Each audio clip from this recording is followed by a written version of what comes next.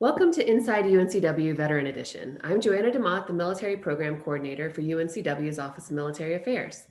Inside UNCW Veteran Edition is an interview series that offers an opportunity to hear more about UNCW's employees and their military experience.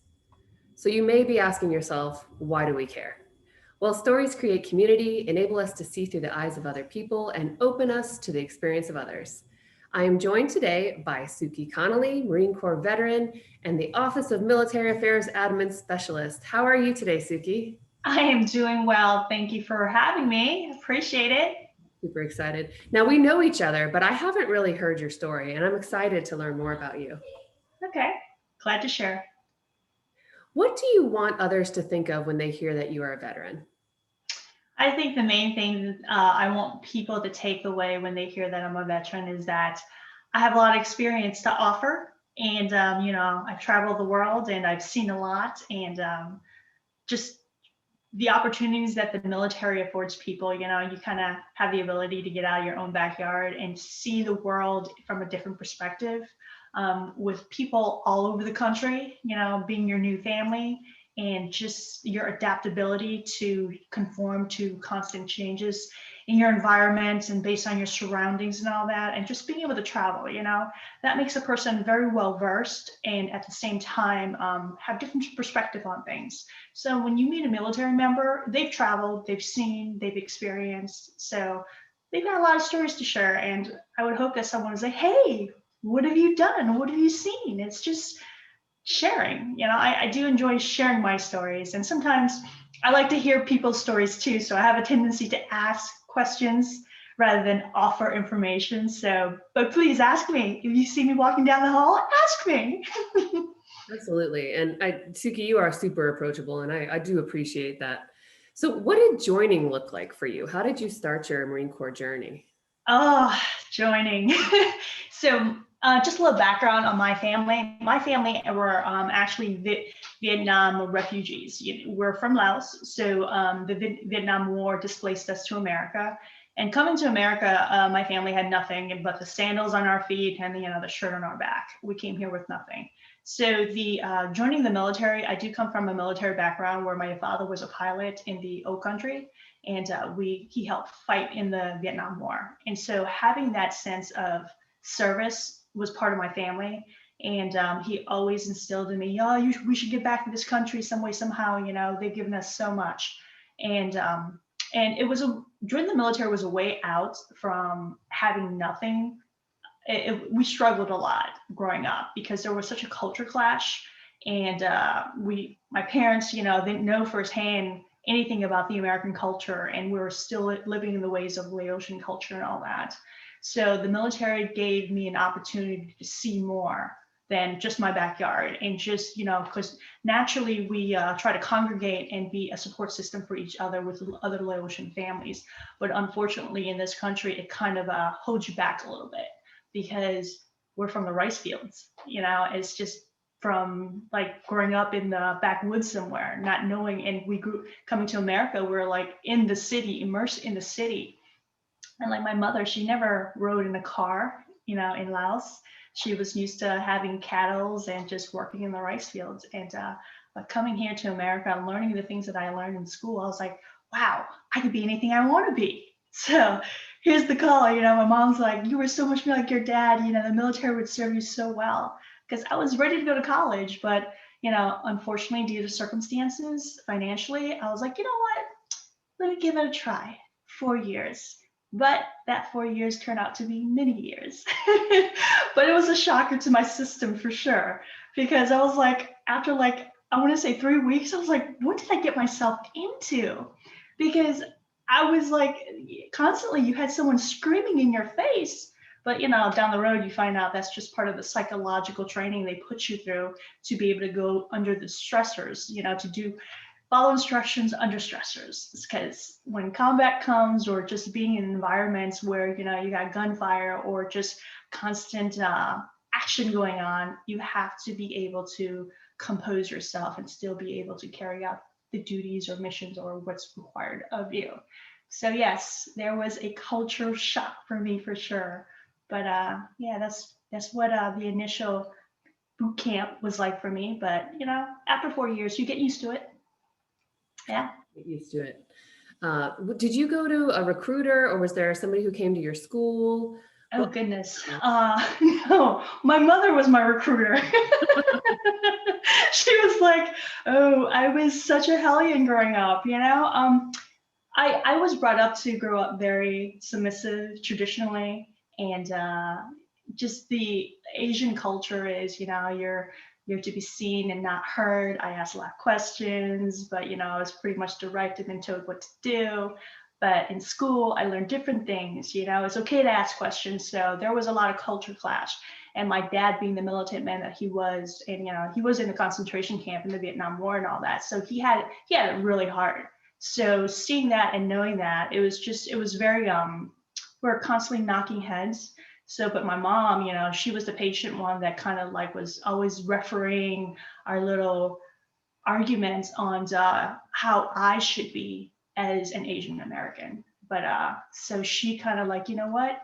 I want you to be able to sprout your wings, but at the same time, I want you to be able to, kind of do it under some type of protection. And she knew that me joining the military would give me that structure and protection that I needed, but at the same time be able to, spread my wings, do all that I can. It was my mother who talked me into it. And I actually finished high school in 3 years just so that I could go. And I was 17 and a half, and they had to sign a waiver for me to get in. And I think I turned 18 right after boot camp, after I graduated from boot camp. And so I started pretty young. So I grew up in the Marine Corps, and everything, structure-wise, I understand structure, I understand adaptability, because Marine Corps gave me that. And definitely, it was my mom. So recruiters, they're like, oh my gosh, a golden child. Yes. You got good grades. You don't have any criminal records. Yes. That's interesting, your story. What year did your family come to the U.S.? We came here in 1979. 79. My husband was also a Vietnam refugee. Wow. Yeah, he came Really? a little bit before you. Yeah, it's interesting. Well, what country is he from?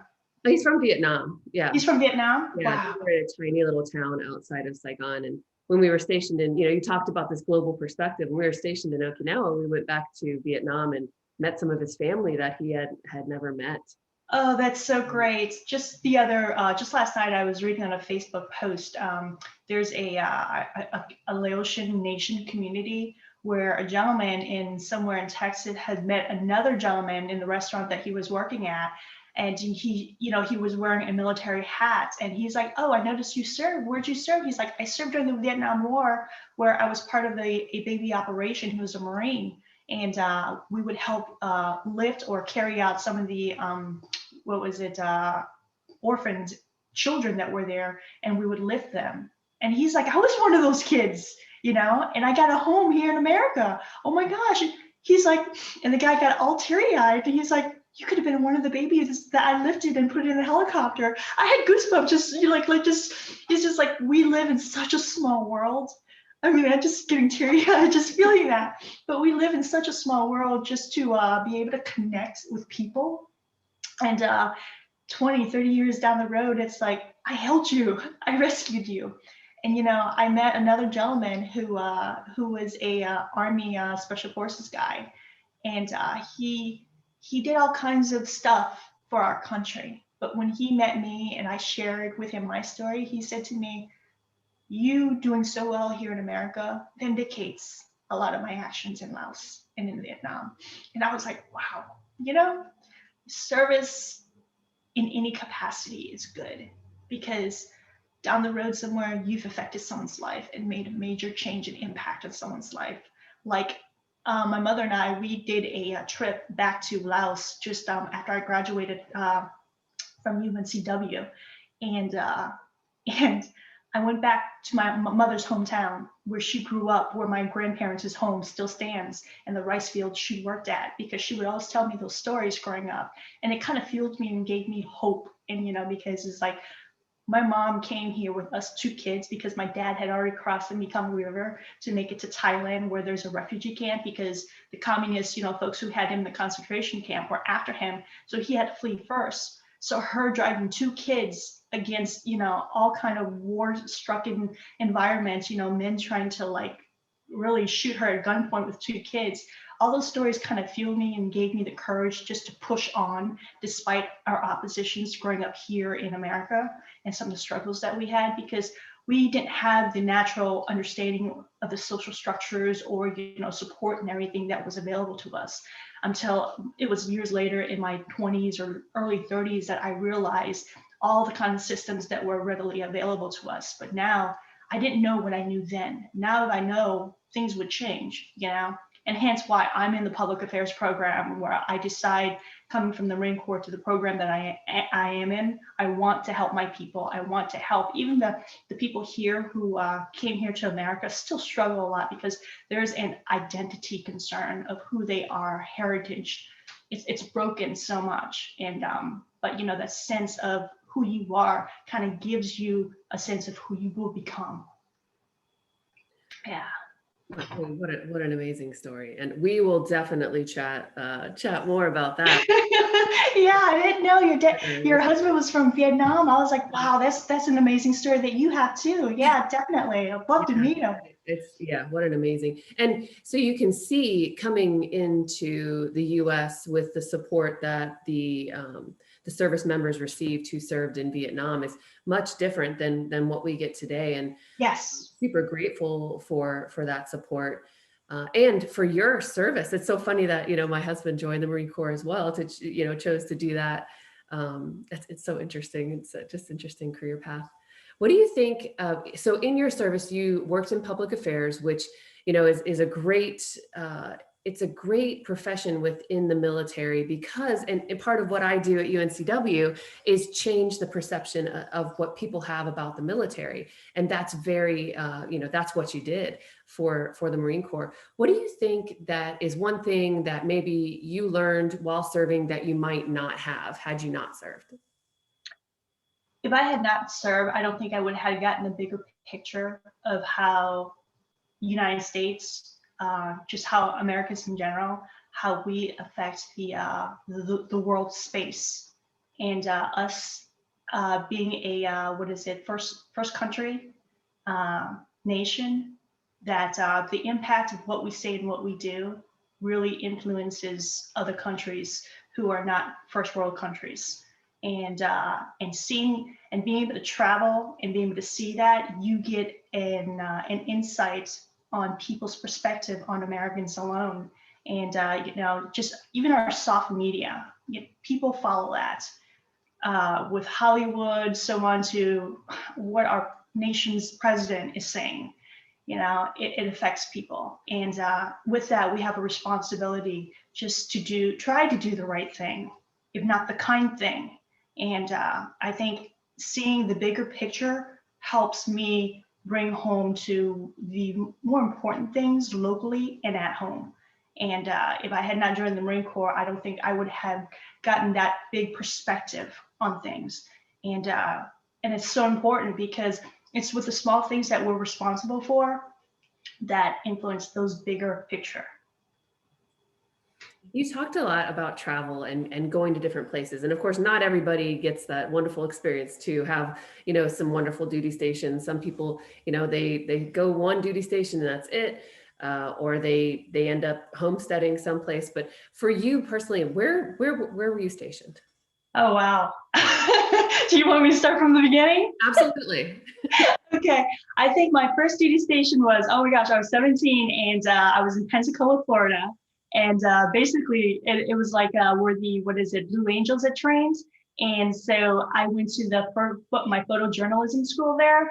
And I must say, being 17 years old and being stationed right on the beach, I mean, the base is literally right on the beach. I mean, you have white sand beaches down there. So my favorite. And then, unfortunately, I got orders right back to Parris Island, South Carolina, Marine Corps boot camp training. And then after that, I got orders to California, 29 Palms. I was like, hey, it can't be so bad. I'm an hour and a half, 2 hours from LA and San Diego. So you work hard during the week. And then on the weekends, you go have at it at Palm Springs somewhere. So it was worth it. And then after that, I got orders to Richmond, Virginia, being part of a recruiting command. And in my field as a public affairs, we have insight and the ability to do a lot of marketing and campaigning for recruiting for the Marine Corps overall. And I got a lot of good experiences out there, on recruiting and just working with potential applicants before they actually join the Marine Corps, and what kind of candidates it is that we're looking for and how to market towards that target population. And what else? And then, and then I get the orders, oh my gosh, you're leaving the country. I got orders to Okinawa, Japan, but there I got to do so many pumps, just small, additional duties at, where was it, mainland Japan, relocation, artillery relocation, and then got to respond to the when we had the earthquake in 2004, the tsunami, the major tsunami in Southeast Asia. So I was a part of that. So of a natural disaster, being able to respond to something as major as that. So we dealt a lot with the national and international media, trying to escort them and embed them as part of our military forces that we're supporting on the grounds there. And from there, I went to the Philippines. So I was part of an operation that was, I don't know if you're familiar with, but an operation where it was in Holo, in the southern regions of the Philippines. And it's pretty, what is it? The majority there, they've had issues down there, and we're just there for intelligence gathering and supporting them, quote unquote. But it's just to get the Abu Sayyaf folks out there who's just been tormenting the government down there. So just to make some major changes, and I was able to make a lot of good major impact. I think that was one of my most rewarding things that I did as a public affairs officer, was to impact the local people down there and use the radio stations as a means of communicating, getting information out to the local people, and then empowering them to be a part of the neighborhood watch in a sense. And it was the people really through that they reported, the locations and the hiding places of all the bad guys, so to say. But yeah, it was just helping them, to empower them that we have your back, we will support you, but it is you who need to protect your own community. And so I helped kind of create a neighborhood watch system in that through the radio talk shows. Wow. And so that was very rewarding for me down there. I was there for about 7 to 8 months. And after that, got orders to Manhattan, Manhattan, New York. And, I did so many major, operations. And me going to Manhattan, I was like, I don't know if I want to go from operations to a kind of like a civilian life, because when you're used to working with an operational unit, it is very different, because it's a transition to pretty much being a civilian in uniform. And I was like, and I actually declined it. But they came back to like, oh, you're a perfect fit for this. I was like, no, I don't want to go. But go figure, I'm glad they kind of pressured me, say, please go, please. And I did. And I gotta say, I was like, wow, it's great being single in New York. I loved it. I was right on, 52nd and 3rd Avenue. Mm-hmm. Yeah. So I was right smack dab, right in Midtown. And I did a lot of national media,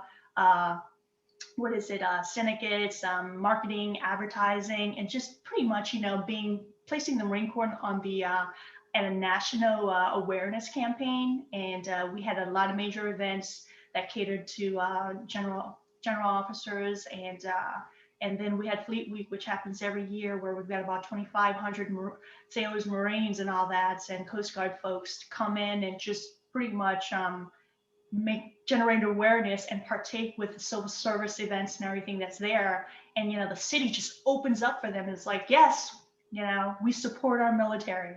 So it's a great week for them. And being part of that really changed my life, in the sense of, okay, I could see where my job, where this could go in the civilian sectors, in a sense. And it was very exciting. It was very fun meeting all kinds of folks. I actually met President Trump. We did a lot of events with him prior to him becoming president. And it's interesting, the kind of people that you get exposed or have an opportunity to meet in New York City. And yeah, so from there, after that, I went from New York City to North Carolina, where I had to drive. And I was like, and I hadn't driven in years because, everything was public transportation. I was like, I have to buy a car now? I was like, oh, goodness. And down here in North Carolina, you do have to do a lot of driving. Uh, and there, I had an opportunity to be both, I was with the 24th MEU. And after that, I got, I was a squadron gunny over there in New River. And and then while I was a squadron gunny, they're like, hey, we need someone in Afghanistan. They sent me in Afghanistan. So, and I did a pump down to South America. I want to say during that time frame too, when I was in North Carolina. So South America was nice. I got to see that region a little bit. But yeah, I've done a lot of traveling. But I gotta say the travels, it's different because it's for work. But this time around, I'm gonna make sure it's for leisure. COVID, go away. We want to travel again. That's right. Yeah, I agree. I can't wait because I had a ticket to go to Bangkok again. I was like, I got it refunded. Thank you. Thank goodness, Otherwise, I was like, I would have lost on so much money. Yeah, that's quite a flight from here too. But yeah, hopefully that trip will not be, it's just postponed and it will come back here really soon. So yes, you've been all over the place, and what an interesting career. And just, I think that most people don't understand that there are all kinds of different jobs in the military too. And Oh people yes. think, everybody's artillery, and the fact that Right. you could go to Manhattan, you could go, Sure. Definitely. in the Philippines, you don't know. And Sure. that's really cool that you were able to do all of that Yeah. stuff. I mean, I got to work with a lot of the embassies. So because of what we did, projecting information out to the nation or representing America. So if we're on foreign soils, we were constantly, especially the public affairs officers, constantly interacting with the whatever U.S. embassy happened to be the nearest location, the region that we were in. So we were constantly collaborating with them to make sure that the information that we were putting out was the same. yeah, because anything can happen, especially when you've got something going down. So inconsistency. That's all it takes is one inconsistency, and things can go wrong. absolutely. Yeah, it's a very important job in all service branches. Public affairs is super important. So let's see. So you're in North Carolina. What did your transition from service look like? Ooh, I want to say I retired in April 2014, right after I got back from Afghanistan, and yeah, I was. The saying goes, it's like when you look at your career and when you see like, hey, have I done everything that I've wanted to do in the Marine Corps? What is it that I still want to do that I can't do while I'm in the Marine Corps? And getting my degree was one, and considering my shelf life. The military is a young person's game. And as you get older, your body is just not the way it used to be. There's some, it's called gravity, it's called aging. I know a lot of us military people don't want to admit it, but it's called aging. So with that said, I just had some medical concerns and everything, and I had to take care of that. So if I had progressed with just staying in, it would have hindered me the opportunity just to really recover and just heal myself. And if I continued just, impacting my body, it was just basically I had back injuries, and if I continued just to train and do the things that would aggravate it, eventually they were going to put a pin in my back, and I didn't want to go in that direction. So I'm all about natural healing, and it's nowadays it's just maintaining. So basically I retired in 2014, got out, and then I was like, you know what, I'm just going to pursue my education, which I've just been, every duty station that I've been at, I've been chasing, trying to get my degree. And I didn't even come near to getting an associate's degree, not until a year after I got out of the Marine Corps, because when you're in the military, you're constantly chasing in classes and just being able to, I think I went to like 3 or 4 different schools, and it's challenging because there's no consistency or continuity. And I wish there was something that was more consistent for service members. Nowadays, everything's online, but back in the time, that was only like how many years ago? That's not that long ago, 8, 7 years ago, really. And just now, COVID, you know, even during when bad things happen, good things can come out of it. One of the good things COVID is doing is allowing for more online classes, which is great because it allows more opportunities for service members to be able to continue to do their job and at the same time get the education and meet the requirements that they need, whether for their undergraduate or graduate degree, and pursue, because life doesn't stop, it continues. And I'm just so glad that UNCW has been able to transform based on the times. And that goes to show, the caliber of the school, that they are able to adapt to change, and being able to do that says a lot about the school in itself. So I'm very happy about that. I wish I had it when I was going through, maybe I had my degree by now, but hey, it doesn't matter, in the bigger picture, change is happening. So that's what's important. It absolutely is. And I think at schools, and especially with what I've seen at UNCW in the past 2 years, just the services and recognizing the benefit that not only our veteran and military affiliated students bring to the campus, but also what our veteran and military affiliated employees bring to the university. So Sure. think about it. How many people on campus do you think lived in all the different places that you lived? Right. Yeah. Not too many. Not Too many. many. Right. Yeah, not many. Right. And your global perspective, the impact that you had on the world just is different, right? You're not going to meet too many people who were integral in helping to keep the Filipino people free from, terrible things that were going on there, for sure. That's amazing. I love your story so much. I'm learning so much about you and what you bring to the university. And I think that's important. And I hope that people who are watching are getting a better grasp on what your service looked like.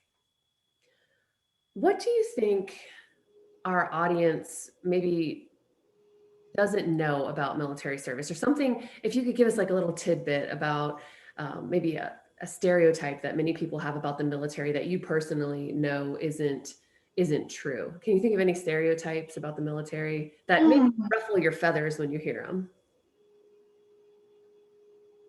I don't know. I'm trying to think here. Oh, you know what? You know what ruffles my feather?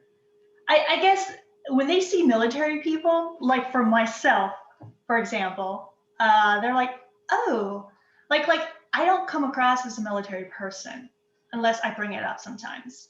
And oftentimes even military people, that they're like, oh, you're supposed to be like disgruntled or grumpy or a hard charger, and you're bubbly. I'm like, what is wrong with being bubbly? But there's a time and place for everything, and it's just my demeanor and who I am, and hence I guess that's why I was in public affairs, bridging that for people. But even then, there's with that, yeah, I think everybody has this like idea of a service member is like stoic, and it's like there's different types of people. We're just regular people in general, and we wake up, we put our shoes on the same way as everybody else, and we have family members, and we have concerns, we have issues. But what makes it different is that what we chose to do as far as our career, or we chose to serve. And just like you or anybody else, you had a choice in this. And thank goodness we don't have a draft anymore. I chose to serve. I also gain a benefit from serving. And at the same time, in the Marine Corps, gain a benefit from me serving. So it's a give and take kind of thing. And I appreciate the people that come up to me and say, hey, thank you. I do appreciate it, but at the same time, do I expect it? No, I don't expect it, because I chose to serve in that line of business. And along with that, after my first 4 years in the services, I knew what I was getting myself into in regards to, hardships. And, but I chose to do it because that is just who I am. I naturally was gravitated to wanting to serve my country for a bigger picture, for a better purpose, because I was part of that team that went forward and helped other people, or helped project that our country's interests. And I wanted to be a part of that big picture. And I'm a kind of person who doesn't need a thank you, because I know what I did. And that's how most service members are. But then you have those who feel that, hey, I deserve a thank you, or to each his own. That's all I could say. Yeah. But oftentimes, people who really want to serve, they don't need a thank you. They do it for themselves also, because they have something to gain from it. Because people who serve, they do it because it makes them feel good, because they're protecting their family, they're protecting their country's interests, and so forth. But yeah, And that is like an awkward, it can be, and this is yeah, it something can that be. everybody has their own opinion on, and I want to hear yours. I heard a little bit of it, but how do you feel about thank you for your service? If somebody says that, does it make you feel like, you're welcome, or how does it make you feel? I think for me, I consider the person who is saying thank you, and I'm mindful of them, because they're wanting to connect for whatever reason. And because they're trying to connect, I open up and I say, thank you for your support. Mhm. Because what I do would not be as worthwhile if you weren't there cheering me on. Absolutely. And you know that personally, coming to this country after the Definitely. Vietnam War and seeing what the American populace was offering to those service members coming back, but also to you. So Yeah, I'm sure definitely. that that makes a huge difference in It your sure does. perception of that. Yeah, I really appreciate all of your insights, and I hope that those watching have learned something valuable that they can carry forth. Yeah. Is there anything else you'd like our audience to know? This is our first one, so we don't even know if we have an audience yet, but if you're watching, thank you. Yeah, I think I want our audience to know that, hey, military people, service members are just regular people like you and I. And oftentimes it's just like, talk to them, just talk to them like regular people, and they have a lot to share. And at the same time, unfortunately, with some of us, even myself, that when you have served so long, you become accustomed to a certain environment. And the military can be a very rough and unforgiving environment. But at the same time, coming to a civilian sector, it is so challenging to conform from like a constant demanding high operational tempo that is, because when I'm responsible for a lot of people, and the perspective that I take on that is I'm responsible for lives. And here, after getting out of the Marine Corps, it just feels so good to not be responsible for lives, because I've had to go to bail young Marines out of jail, bring them home. And it's like, look, it's like being a parent for a bunch of adults. But at the same time, as a squadron gunny, it recalls for me to do that on behalf of my sergeant major and the commanding officer, because that's part of my duties, is to pretty much, corral the cats and make sure they're taken care of. And it's a big responsibility when you're responsible for over 2,000 Marines. And then, it's just, we're like regular people, but our responsibilities, it's just so much more. And at the same time, it's just like we want to share, but it's hard for us to share sometimes, because for some of us, it's hard for us to find that connection. And but you being interested in what it is we've done, and what we've seen, just start with a small talk. And just starting with a small talk is going to make the connection and create bigger conversations that we could actually exchange ideas and thoughts that that we've done in the military, and that I could actually bring to you in the civilian sectors. But what I'm realizing, what a lot of the things that even the university does, I have done in the Marine Corps, because the structure of the military in itself it's like a big town or a big city or a big institution in itself. And the main ingredient are people. people, personnels and people, how to account for them, people get promoted in the Marine Corps. We get regular interview reviews, just like the military. And, at the same time, so we have concerns for families, but there's a certain intimacy that comes along with the military, is because we're like a town or a city in itself. We have to be responsible for our personnel's families too, because it affects their ability to perform the mission. And I'm hoping UNCW will evolve to such a small town or city where we can have a daycare, on campus, and just everybody is really contributing to the bigger picture of UNCW. And each and every one of us have a stake at it. I love So, it.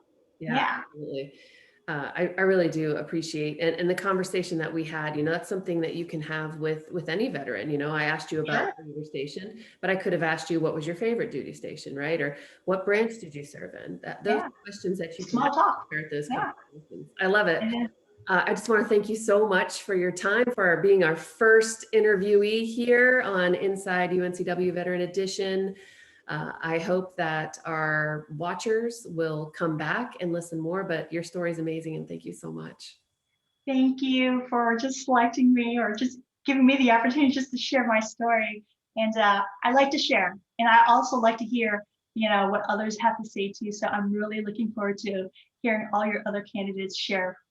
Absolutely. If you are on campus, stop in the Military Resource Lounge and say hi to Soukhi. I'm sure that she'd be happy to chat with you. Yay! Thank you so much. Thank you.